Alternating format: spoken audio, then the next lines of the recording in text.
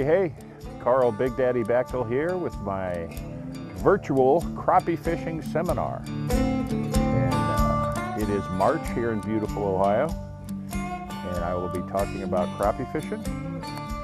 This time of year, maybe a little bit, I'll get into summer, it depends on how long this goes, but it has been a great year so far. And I'm going to go over some of the things I've used to catch them. And I am not a professional fisherman. I am a fishing professional. My real job is as a photojournalist for WKYC Channel 3. But anyway, onward to crappie fishing. Crappies are something you grow up doing. I remember when I was a kid going with my dad and my brothers and stuff, and we'd go crappie fishing, and I would always love when we'd use a slip bobber and minnows. And you'd see that bobber kick, and then it would slowly start swimming away. And that's the best feeling in the world. If I could bottle it and sell it, I would. But gonna run through a few pictures from my crappie fishing career. I'm coming to you recorded from my backyard in beautiful Cuyahoga Falls. So there might be some other noises going on in the neighborhood. This is what I always start off with in the spring. I've got my little rocket bobber, my Crappie Max, Bass Pro Shops Crappie Max rod, and a small jig head, 32nd ounce jig head with gulp on it. And this is sort of a later spring thing. So I will hit earlier on this, but as soon as the ice comes off, and I am talking as soon as the ice comes off and you have any open water, get out there and start crappie fishing. If you find the fish, they're going to be in areas that are shallow, areas in lakes that usually in the summer are filled with lily pads or weeds and you can't get to them. But right now, all of those things are dead or just coming up off of the bottom. And that black, muddy bottom, that's where all the bugs and critters live. And as soon as that water temperature goes up a couple of degrees, they hatch. And when they hatch, they come up out of the mud, and the bait fish are there to eat them, the crappies are there to eat them, and you never know what you're going to catch. You can catch red ears and bluegills, you can catch bass, you can catch catfish. But anything will bite. Even a pinman with maggots or waxworm or crappie nibbles on it works great that your time of year. They're not interested in chasing big minnows. They're interested in chasing the little tiny things. You're basically matching the hatch in the mud. So that's a great way to shake off the winter blues if you don't ice fish. And if you do, it's a great way to keep your fishing season going because the fish are in. They are definitely in. The other thing I'm going to cover in this video, I'm surrounded by some really good fishing lakes within, I would say, 2 hours of my house. I generally don't drive that far, but on occasion I do when the crappie are biting really good. And some of the places I'm going to talk about are Portage Lakes, West Branch, Mogador, can't forget Mogador, and Wingfoot. And a lot of guys are going to say, oh, you're burning our spots. It's like, these are public places, public access. Anybody can go fish these. And I think the best way to figure out crappie fishing is to get out and do it. And anybody, I see YouTube videos and all this other stuff, and people talk about, oh, we killed them yesterday. Well, if you go to the same place I fish and use the same bait at the same depth in the same spot, I could give you GPS coordinates. You might not catch them. That's fishing. It's not because I'm lying to you. It's because the fish move. Crappies interest me so much for one simple reason, because they're always moving. They're moving from shallow water to deep water, and in the water column out deep, up and down. And it's all based on temperature. And the cool thing is, you can figure out their patterns. And that's how you become a good fisherman with any fish. You figure out the pattern. And crappies have a very similar pattern lake to lake, but they're different. You have to figure out each lake, and that's where the fun is, at least to me. But this is early spring #1, fishing shallow. I was fishing at Nimisila this week, about a foot deep, 1.5 feet deep, and did pretty well. Caught some nice crappies, some huge red ears, and nice bluegills, so the fish are definitely in. My favorite way to spring crappie fish is right here. Simple, simple, simple. A slip bobber with a couple of split shots and a gold hook. Size #4, true turn. That's my go-to rig. And simple way to catch them. You get a bucket of minnows, small ones earlier in the spring. The colder the water, the smaller the minnow. Remember that. You'll increase your catches, and you will catch big crappies. You won't just catch little ones. So remember that. The reason I like slip bobbers is sometimes the crappies are shallow. So what you do, you take your slip bobber knot and you adjust it shallow. And I was fishing 2 feet, 1.5 feet with this yesterday at Long Lake, which is one of the portage lakes. Haven't fished there in years. We had a ball. Caught some nice crappies too. But we found some shallow fish. We were fishing about 12 to 15 inches deep. Then we found a hole that was about 6 feet deep, so we went up to 4 feet to get down to where the fish were. And that's the secret. You follow the fish throughout the water column. They're fishing shallow, you fish shallow. If they're fishing deep, you fish deep. Everybody says, well, how do you know? It's like you look for them. You try different things. You try different depths. Now, if I'm out in my boat, which is right behind me here, and I'm fishing in 18 feet of water, I'm not going to fish a foot deep. Even if I don't have my fish finder on, I'm just not. I'm going to start deeper and work my way up. That's how I do it. If I know it's 18 feet, I'll set it at maybe 17.5 feet, right now near the bottom. Especially in the cold, those fish are going to stay deep. If it's a warm day, but the water's still cold, they'll come up off the bottom and suspend 5 or 6 feet down. And that's where the slip bobber comes in. You can adjust your depth at any time to meet the fish. One trick that I can tell you, actually I'll tell you a couple, because I use 6-pound test line, which is a little bit heavy, but I'm fishing heavy cover. If there are trees in the water, if there's a beaver lodge or something like that, a brush pile with lots of sticks you can see, and even some you can't because they're under the water, and you throw up in there, you're going to get snagged. 6-pound test is generally enough that you can pull on it, nice steady pull, and your #4 gold true turn hook will straighten out enough that it'll pop off the stick and you'll be able to get it back. That doesn't hold true all the time, but most of the time it'll do that. The other thing that I like to do if I'm fishing heavy cover, and I've done this when I fish tournaments. I used to fish club tournaments and pot tournaments at like tackle shops that would put them on. I know West Branch Bait and Tackle used to, and won that one a couple times. But I'll use my slip bobber and the main line, 6-pound, and about 1.5 feet above my hook, I would tie a small barrel swivel, size 12, really small.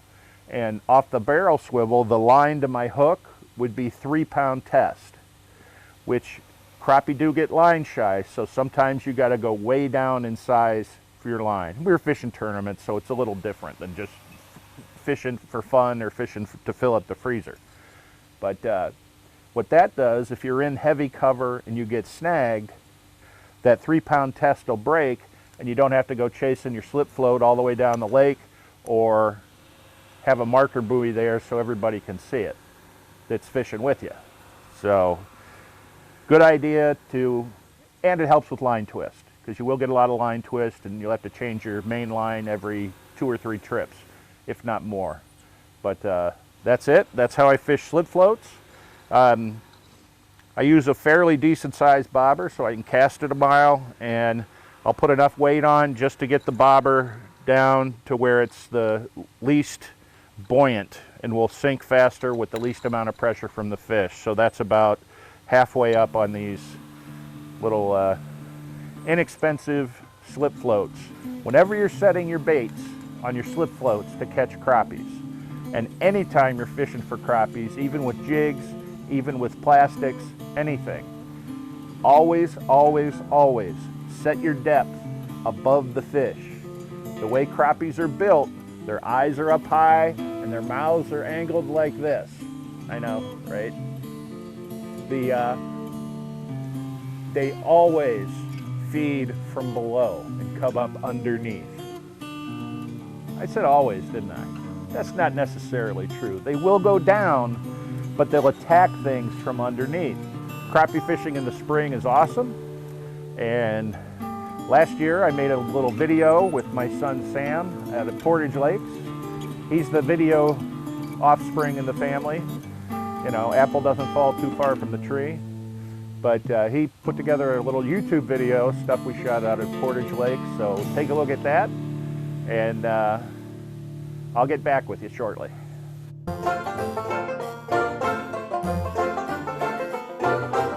We're making a video. Northwest winds 10 to 15, but I'm off work. We're out here at Portage Lakes. Tragedy averted. And Sam wasn't holding on to the dock when I tried to step in and I fell over, but fortunately the camera was not rolling. So here we go. We're gonna go check this out and see if we can get some crappies today, and whatever else bites, if anything. It's actually pretty nice. It's a little cooler. 30-degree temperature change from yesterday, and we'll see how it affects the fish. Got some nice minnows from Party Line Beverage, open at 8 a.m. and they have minnows open for tackle and bait and all sorts of fun stuff like that. So we are going to get them right now. Nice day out here, but boy is it windy.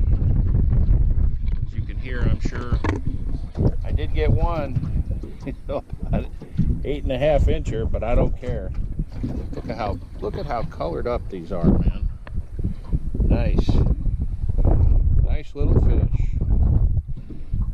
And just like Richard Gene, the fishing machine, says, whoa! There's the fish on the fish finder.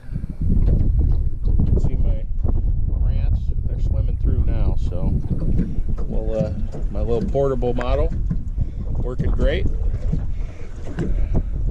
Let's let this little rascal go and try and catch another one. There he went. But man, it is windy and cold and tough to see the bite. But that's fishing. More later. Catching a few. At least I am. Mr. Lucky up there. You got one on your other rod. Get him. You got one. You got one. Is it the right flavor? Nope. Right bluegill, though. Got something. Broke the ice with the bluegill. Yeah, have to take a look in there. There's 3 good ones in there. Got a couple on gulp, a couple on minnows. Caught maybe 4 or 5 crappies. And gonna continue to try and catch some more. So there you go. Sam's finding it tough. He's catching no crappies for him, but I'm tearing them up back here. Look at this. Look at this one.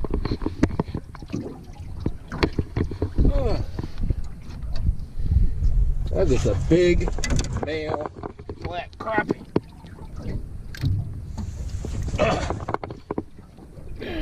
And I am a fat male. There you go. Look at that. What a beauty. Look at those colors. That is a spawning male, and he is about what, 11 and a half thick. Look how thick. That is a sandwich right there. That is a sandwich. Man, in the bucket with the rest. But yeah, I don't know what the deal is with Sam. He's fishing the same spot. He's at the front of the boat not getting them, and I'm at the back of the boat tearing them up. So I think we're gonna move and fix the nose of the boat, because I'm getting them within 10 feet of the boat on slip bobbers and on gulp minnows. So I don't know what it is. I do not know, but crazy. Nothing like it, man. As many days as I've been out and caught nothing, today is a great day.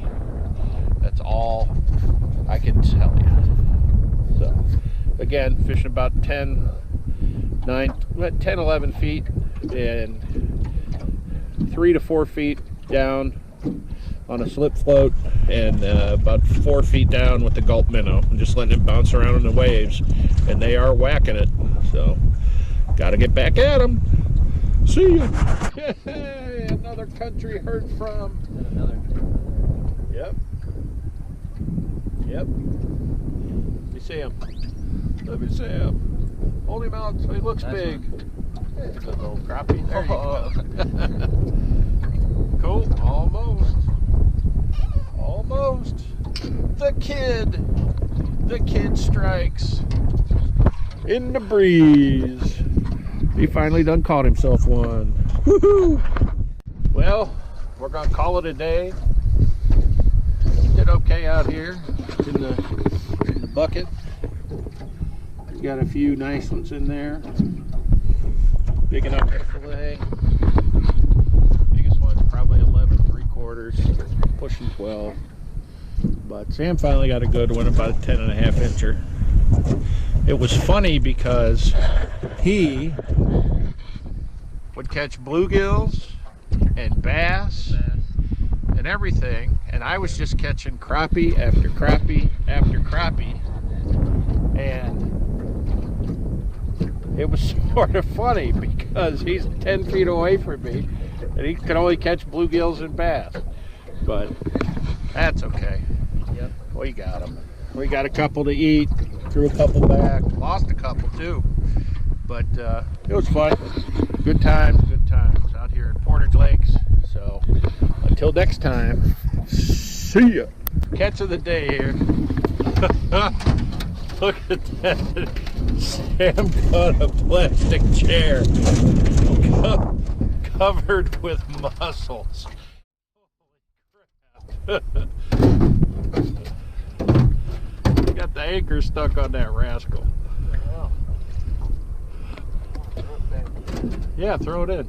Why? Well, shouldn't we bring it in and throw it away? Yeah, we can put it in the dumpster up there.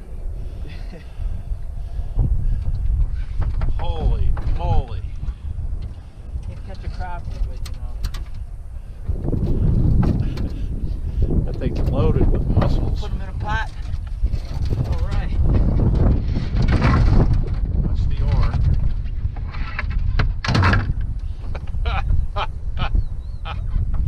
That's nuts. That's probably what all them crappies were sitting on out there. Watch the rod tips too on your chair there. All right. How's it going, everybody? Okay. Pop's getting the truck now with the trailer, so I'm able to get the camera to tell you. I hooked in to a 15.5 inch crappie. I was like, Dad, it's a big one, get the camera. He said no. He didn't get the camera because he was like, you can't catch a bigger fish than me and show it to everybody. But, okay. Oh, he's coming.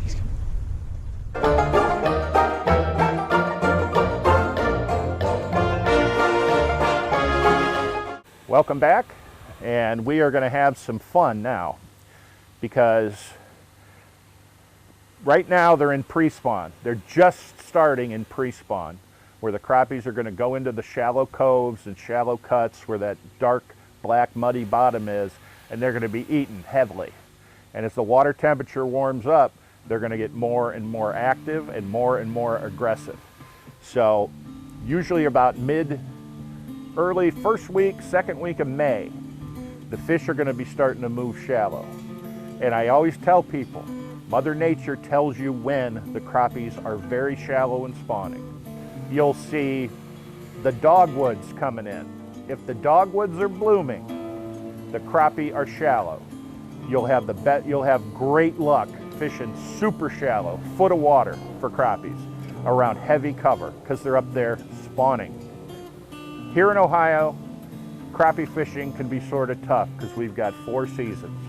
It is so much fun fishing like that, going out, and the best thing to do is take a kid. I've taken my son Nick with me, my son Sam, my daughter Sarah, my daughter Elena. I got a lot of kids. That's sort of why they call me Big Daddy. But anyway, you go out with these long rods, and it's just you, your pole, and the fish. And you gotta work for them. You're always stretching, trying to get around cover, drop it in the tightest little hole. I'm telling you, it is so much fun. Some great places to do this are Berlin Reservoir, Mosquito Reservoir, and West Branch Reservoir. And last year, I was with my son Nick, and we shot this video. Enjoy it, because in about a month, I'm going right back to the same spots.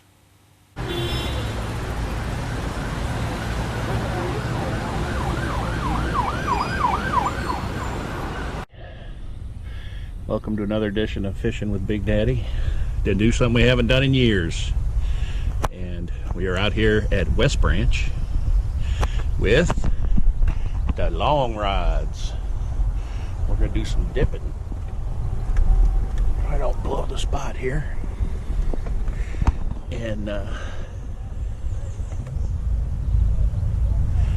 let's see if we can get Nicky on the first fish. I don't know how deep it is. Right here we're in 7 foot, so they might be way up in there on them stumps. But got the long rods out. We got our minnows and jigs going. Nick's got orange and black. There's our minnows. There's our depth. 7.5 foot right by shore. I'm gonna get to fishing. No bass. Yeah, told you. That's all it takes. $8 telescoping cane pole. Miss him? Yeah. You got your minnow. And the 10-foot pole, I like to use about 7-8 foot of line because you can control it better. Do not use line that's longer than your pole when you tie it on.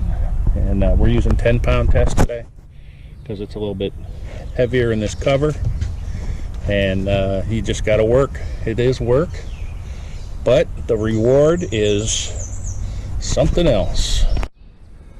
Now that is a nice crappie, about 12, 11 maybe, 11, not quite 12. Roof of the mouth, fishing in the heaviest of cover. A lot of wood, spawned out female. See how skinny she is? Look how thick on the back, man. That would be a good eater. Didn't even move the float. But man, that's a good one. That's what we're after here at West Branch. And there is so much cover in this lake for them to hide. You just got to find them. And we're going to keep on trying. I'm going to let this girl go. We got enough food in the freezer from last week. We got 32 fillets in the freezer from last week. So hit chartreuse. A chartreuse panfish assassin tipped with a minnow. About 2 foot down under a cheap old float. So nice little fish. I'm going to let her go. Nick got him a good one. Big black crappie. Just on a jig. And a long rod, you're about 2.5 feet. Yeah. Yeah, that's a good one. This is what we're fishing, the buck brush right there. Oof. Lake level just went up 2 inches. Little jig with a straight tail minnow bait on there. Looks like a Bobby Garland. I'll call it a Bobby Garland knockoff because that's about what it is.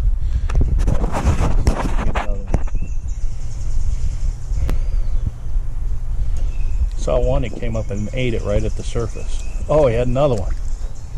Might have been a little bluegill, but caught a couple nice bluegills doing this too. We got about a dozen crappies and a couple of bluegills and a perch. So, very effective way to fish this time of the year when they're up shallow, because they get in this stuff tight. You can drop that thing in places you don't think there'd ever be a fish in there, but man, they get in there. That's where the big girls lay, in the wood. In the wood. We have been working today, working the shallows. Back in a little cove. Oh, just got slammed. And trying something different. Are you using gulp or just that jig? Just that little soft spot. Okay. Yeah, we quit tipping with minnows, and I decided to put on some Kodiak scent paste. And looky. That's a good crappie. That's a good 12. That is a really good fish. And I got my, pardon the camera work, one-armed cameraman at work here. There's a tube injector, Kodiak scents. I have a tube on a 1/32 ounce jig head. I just fill the tube with scent and use it like just working around these bushes and logs in the water. There's old beaver lodge over there. But we are catching some fish today. Look at that. What a beauty. And we are throwing them all back. So say goodbye to this beautiful girl. She just about spawned out, and she can get bigger. There she went. You know, this is tough being a one-armed fisherman. Oh, he was off to China. Let's see if Nick can get him one here. Must be a pad of bluegills in there, nipping. Big grandma crappie under that log. And jig her up. But yeah, this is all the stuff we're fishing, all this brush and logs and stuff in the water. Wherever you can get that jig in, the tightest cover you can get, yank them out of there. 10-pound test on these telescoping long rods. Nick had a 13-foot rod, but he broke it. Snapped a section on it, so he had to adapt and improvise and overcome, which is what we do a lot here when we fish. But it's getting real shallow back here.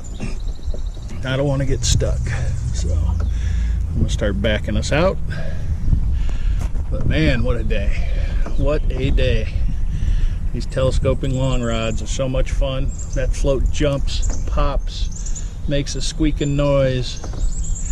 Fish just whack it. We've caught some big bluegills, some nice crappies, and that one dink perch.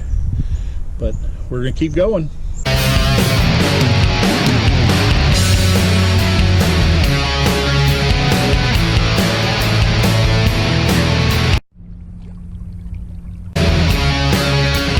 No wake now.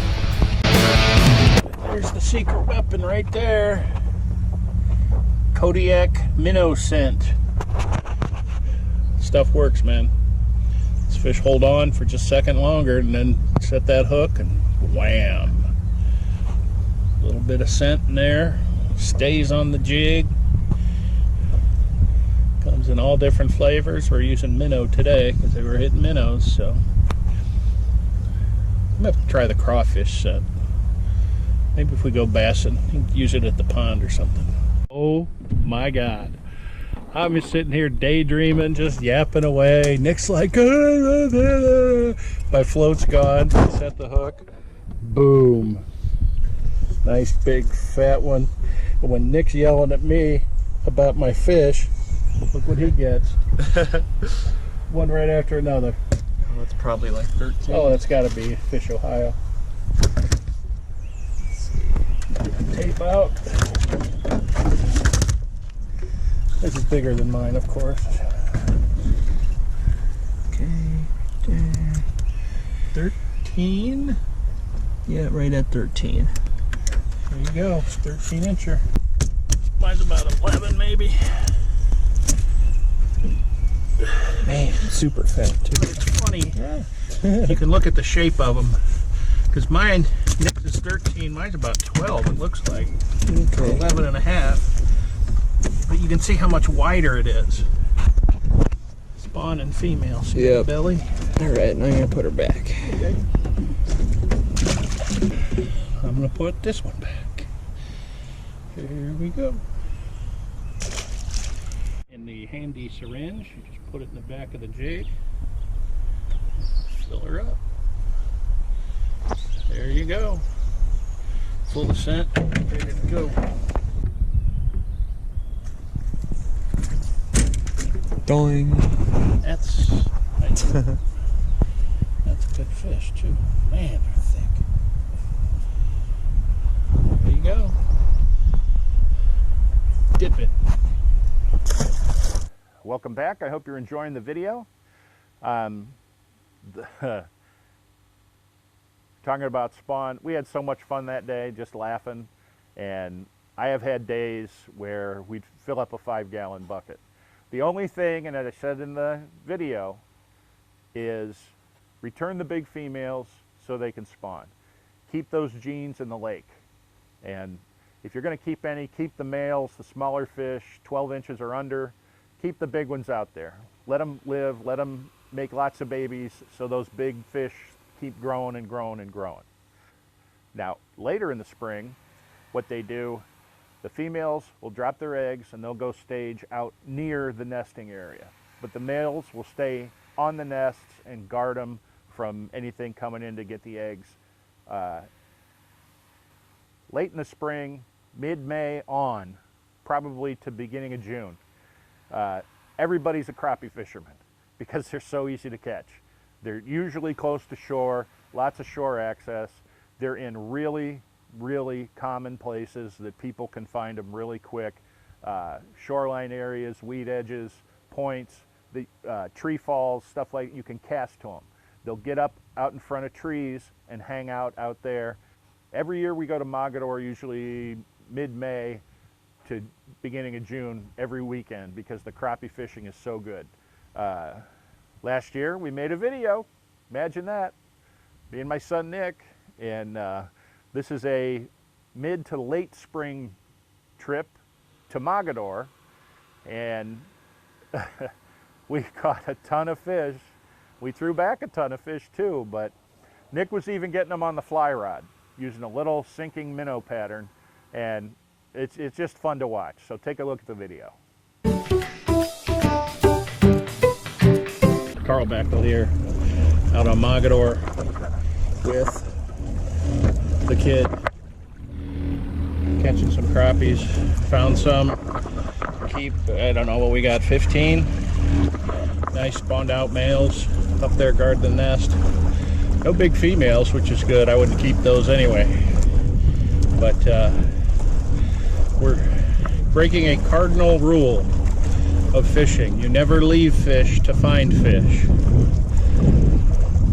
Unless you have enough in the bucket and you just want to explore a little bit, which is what we're doing. Great spot. Thanks, Mark. I appreciate it. And definitely return the favor one of these days. And what we talked about, get it set up. I'll take care of it. But yeah, great day out here.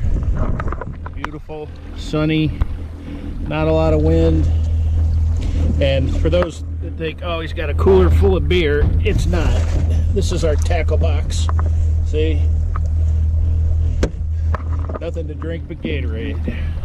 What I'm getting them on is my crappie stick, my ACC crappie stick. 8-foot spinning rod with a slip bobber, fishing about 4 feet over 9 feet of water. drops off really close up there to shore, and they seem to be sort of in between. The crappies are hiding in the holes in the weeds. You gotta work your way through the weeds, find those holes in the weeds, and let that minnow drop down there about 4 feet deep, and wham. But beautiful day out here. I love my ACC crappie stick. I think that's the best rod. They're sensitive. They got soft tips, great backbone, and you pin that fish on there and let the rod do the work, and it will help you keep those big ones on the hook, because they don't call them paper mouths for nothing. So we're gonna go around the corner here, get to our next spot, and see what we can come up with. Beautiful day, beautiful day. So I will talk to you later. See ya.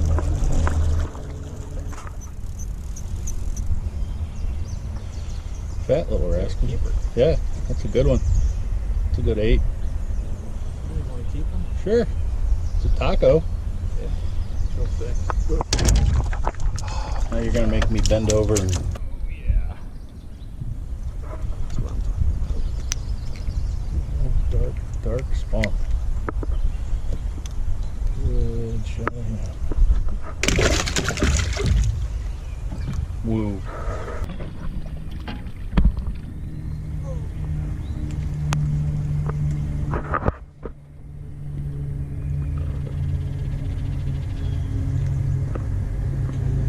That's a good one. It's a real good one. 11 inches.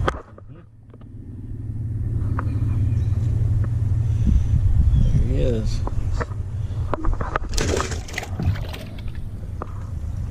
Taco time.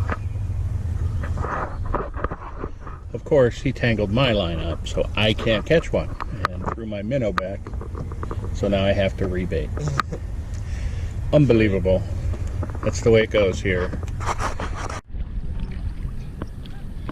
Trying to catch my line again. There we go. Another nice thick one. Nice thick male. Good eater, about 10 inches long. Sweet. Beautiful sight, man. A lot of weeds on top. Be perfect for top water. About some evening and start chucking a frog or a super fluke or hula popper or jitterbug on the edge of those weeds or over the top. Those big bass will come out of there and wham. We don't move fast, but we move. 11 feet. Be a good eater.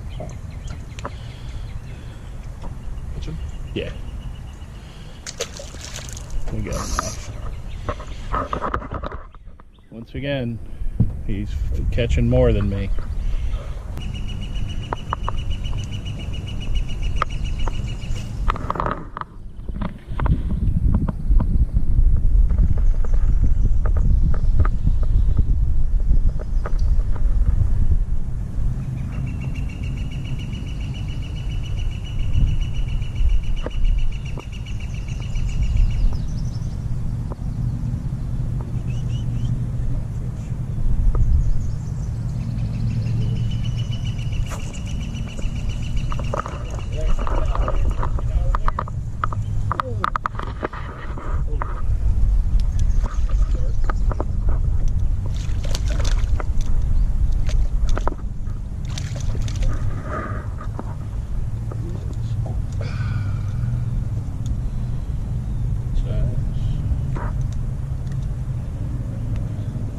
Fish, about 9.5, 10 inch.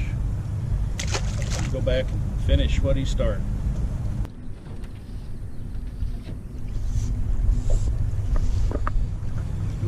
Wow. Wow, spawned out female. Look at that. It's like a 13. Yeah.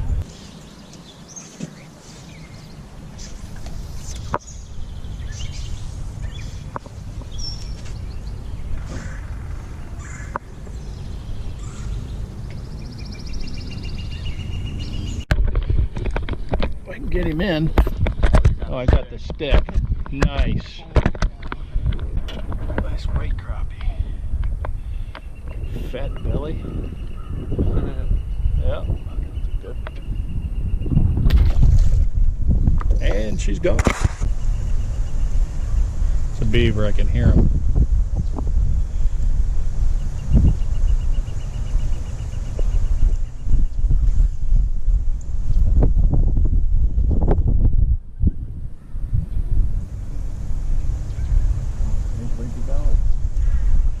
Oh, one followed it.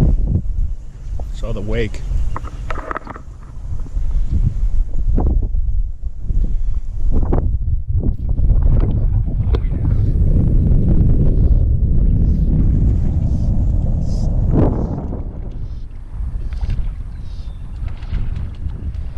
Nice. That's a chunk.